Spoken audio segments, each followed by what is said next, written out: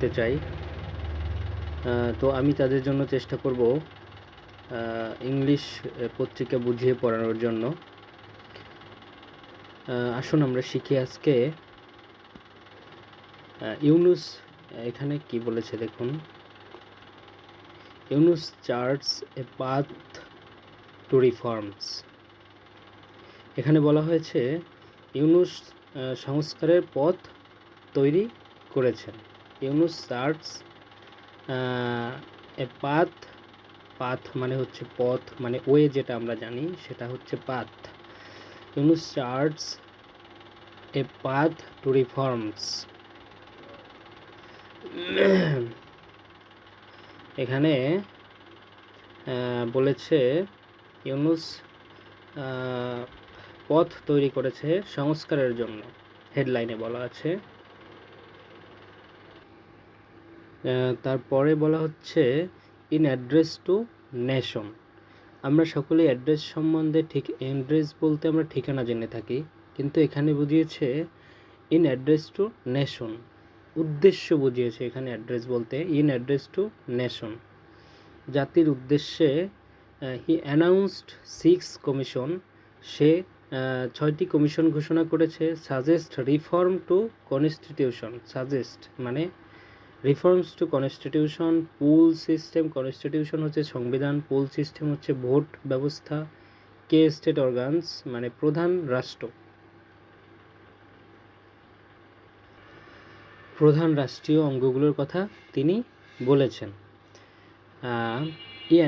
In address to nation, জাতির উদ্দেশ্যে।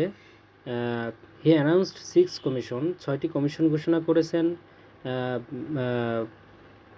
Constitution সংবিধান, পুল সিস্টেম ভোট ব্যবস্থা, কে স্টেট অর্গানাইজেশন প্রধান রাষ্ট্রীয় অঙ্গগুলো। প্রধান রাষ্ট্রীয় অঙ্গগুলো সংবিধান এবং ভোট সিস্টেম সংস্কারের জন্য সে 6টি কমিশন ঘোষণা করেছেন। তারপরে বলা হচ্ছে দ্য ইন্ট্রিম গভর্নমেন্ট। এখানে দ্য ইন্ট্রিম গভর্নমেন্ট হচ্ছে অন্তর্বর্তী সরকার। হ্যাজ ডিসাইডেড সিদ্ধান্ত নিয়েছে to form 6 commission to reform the judiciary. Reform মানে হচ্ছে সংস্কার। Election system, administration, police, anti corporation. Anti corporation হচ্ছে গিয়ে দুর্নীতি দমন কমিশন। অ্যান্টি কর্পোরেশন কমিশন হচ্ছে দুর্নীতি দমন কমিশন। অ্যান্ড দ্য কনস্টিটিউশন সংবিধান। Set chief adviser professor Mohammad Yunus. এটা তিনি বলেছেন। এইগুলো সংস্কারের জন্য সে 6টি কমিশন ঘোষণা করেছেন। এটা বলেছেন কে? Chief adviser professor Mohammad Yunus. Chief adviser এটা হচ্ছে প্রধান উপদেষ্টা। ইন হিজ অ্যাড্রেস, তার উদ্দেশ্যে তিনি জাতির উদ্দেশ্যের ভাষণে এটা তিনি গতকালকে বলেছেন।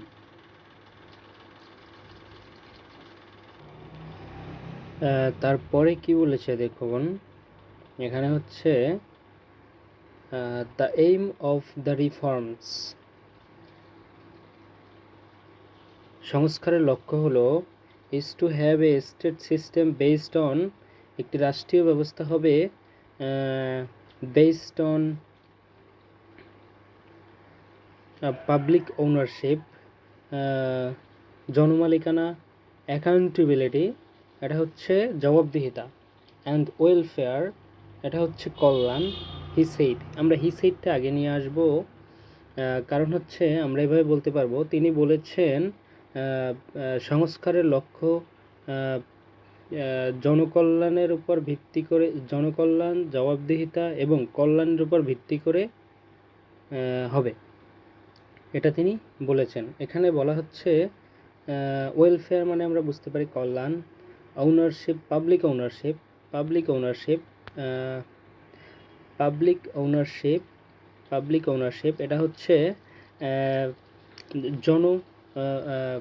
জনমালিকানা। পাবলিক ওনারশিপ মানে হচ্ছে জনমালিকানা। অ্যাকাউন্টেবিলিটি, অ্যাকাউন্টেবিলিটি, অ্যাকাউন্টেবিলিটি হচ্ছে জবাবদিহিতা। এবং ওয়েলফেয়ার, ওয়েলফেয়ার হচ্ছে কল্যাণ।